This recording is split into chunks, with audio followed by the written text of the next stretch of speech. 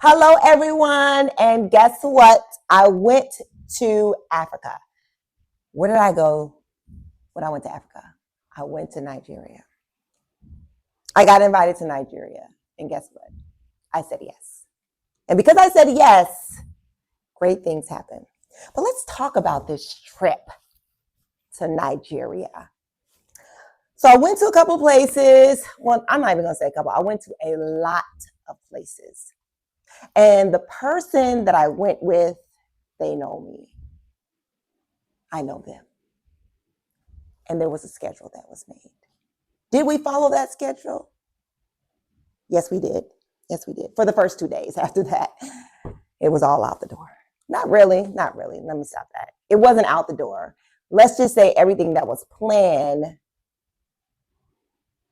was planned. That was supposed to happen. So in that, I went to a couple of places. When I announce these names, do not shame me, Nigerian people. Do not shame me, okay? Because it was my first time and I do not know the language and I'm learning.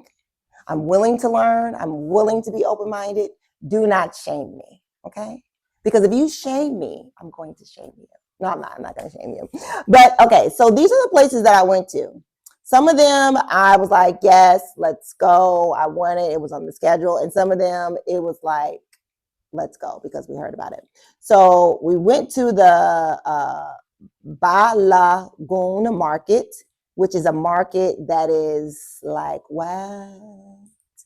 So you know how like, if you're in New York, right, you go to Manhattan, right, you go to Brooklyn, you go to the market, or like you're in Little China, right, in DC, or you're in Korea, you go to the towers, or like you're in California, you go to the market, or you go to New Mexico. Like this market was like, it was like 10 times, like, it was like, yeah, I can't really describe it, but it was just like off the charts.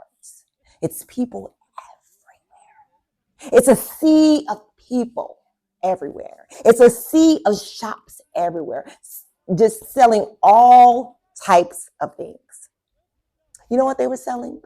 They were selling light bulbs. They were selling panties. They were selling bras, underwear, shirts, jackets, jewelry, what they were selling bowls, plates. They were selling chicken, not the chicken that you find in your supermarket, live chickens. Yes, you can go pick out your own chicken. They were selling fruits, vegetables, water, soda, whatever your heart's desire, right? It was everywhere. Oh, this is the part that was like really super exciting to me down there. There was a Hobby Lobby, not like an actual Hobby Lobby, but there was a Hobby Lobby. Like there was like rows and rows and rows and rows of fabric and trimming and beads and thread and glue guns and E600 glue. You know about that E600 glue. I know you know about that E600 glue. But it was just everywhere. Like if you wanted to make something, you had everything there. You know one thing I didn't see though? I did not see a sewing machine. I didn't see a sewing machine. So apparently you must have to get that somewhere else because I didn't see one. But anyway, people was everywhere. We were like, what? Stay close together, stick together. People was trying to sell you stuff. They was doing like this whistling thing, like kissy type thing. And I was like, what? No, thank you. But in that, they're trying to get your attention to come see their goods. So for me as an American, of course, I'm taking it as you don't be whistling at me, you don't be kissing at me, but that's not what they were trying to do in that regards. So another place I went to was Lekki, Abakaja, probably saying that wrong. I went to Vista. I went to Pit Stop.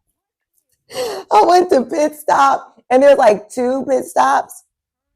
And so one is like more like your cafe chill, like maybe like your Panera Bread, Starbucks type feel, right? But it's like actually a bike shop. It's really like for bikers, like the bike groups. But I don't even take it as a biker group because I am not a biker. When I say biker, I guess I mean like a cyclist, right?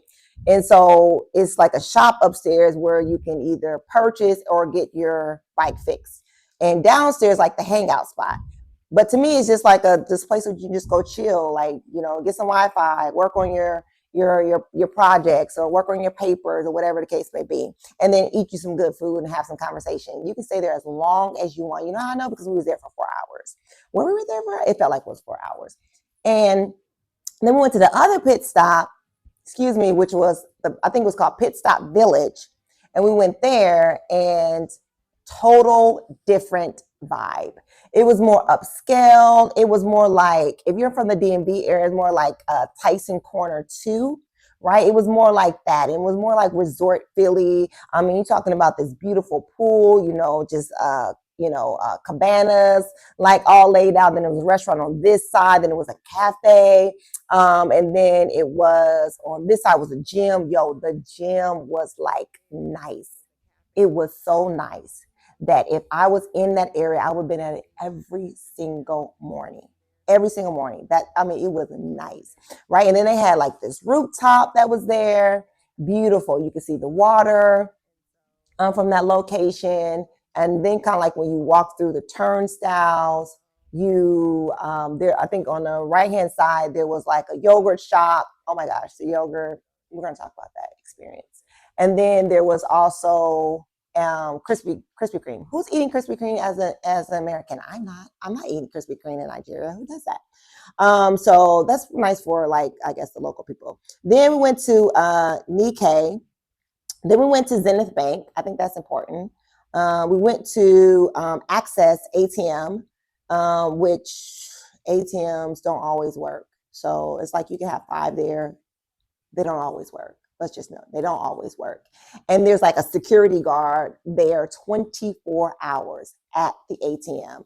I think they need something like that, like where we are, right? Maybe not like 24 hours, but I don't know. Maybe it will kind of help, like, with people robbing other people. But yeah, so the ATM is there. And then we went to the bank. To get one transaction done, we had to go to like seven places, and like and it was like from here to here. But we went to 7 different places.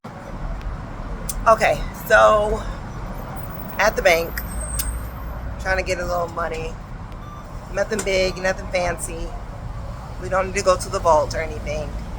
But it feels as though it was a vault experience. And then we went to Freedom Park. It's like a park that you go into, like you're talking about outdoorsy types of events, culture events or whatever. It was like that type of thing. It had like 2 stages. I just saw all types of things happening there.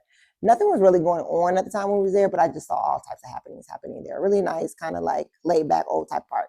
Then we went to Bandagry Slavery Trade Post. That was really nice as well, eye-opening.